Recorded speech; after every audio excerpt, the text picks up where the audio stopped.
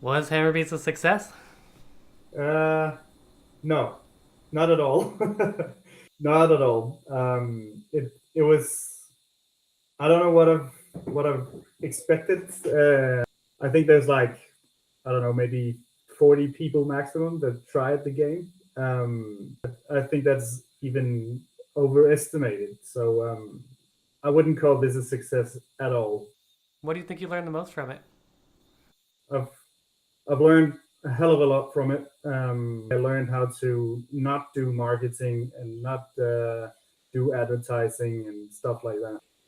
Afterwards, of course, I've read a lot of articles and like forum posts, Reddit, other game developer stories, and they've all had the same problems I have. So, I was just stupid enough not to read it beforehand. So, Man, there really yeah, are so many people trying to get seen, yeah. and they all want the same thing success. How do you compete? I mean, what steps did you take to get seen?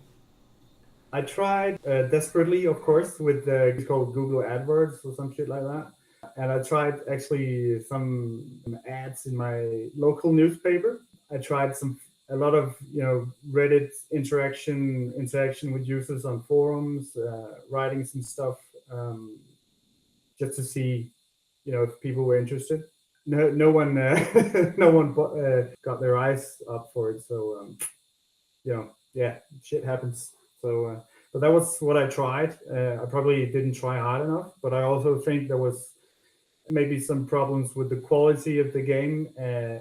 Like in the end, so the graphics could definitely be better, and there has to be some sort of uh, replayability to the game or something that gets the users back into your game after they just played it once or twice. I'm definitely going to incorporate that in a version 2 if I am to make a Hammer Beast version 2. You know, for me, I always have trouble just sticking to one game. I mean, there's so many ideas out there. I feel like just sticking to a game and finishing it is just Yeah. such a huge obstacle for all Yeah. developers. I mean, was this an obstacle for you? Actually, I've worked on games for almost 10 years or, maybe even more. And I've I've never had a finished game. Like Hammer Beast was my first finished game. And the funny thing is,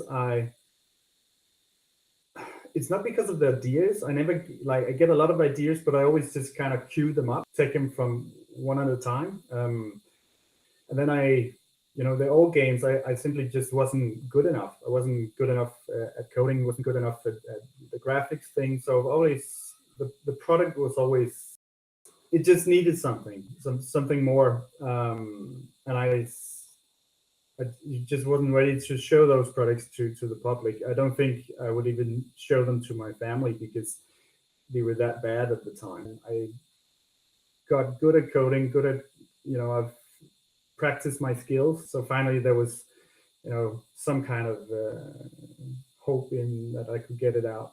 And then I just took the time. I've had a really good daytime job. Um, good salary. I was self-employed, but I just wanted to make this. Like, I just wanted to try to do it because I've been doing it for so long without getting any products done. So, yeah, just had to do it. So you want to do this all the time. Like, you want this to be your day job. Yeah, I would love that. Like, and that's what I'm aiming for with my next game. I just, I have to get it right now because, I'm running low on money. I have to, earn money for my family, and um, this time it just kind of have to be right. I've saved up from my old job some money to just, pull out some years, and I can do this. If it succeeds, hopefully the next game will. I'll just continue. If it does not succeed, I will probably try to get a job maybe in a local game developer company or something like that. If that fails as well, I'll just have to go back to be self-employed, programming for companies and stuff like that. Okay, but isn't that a lot of pressure? Well, it's not because making games makes me relax. I don't feel the pressure. it's all right.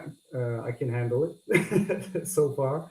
I still have a lot of other good things in life, but this would just kind of make it even more or even better if I could do this full time.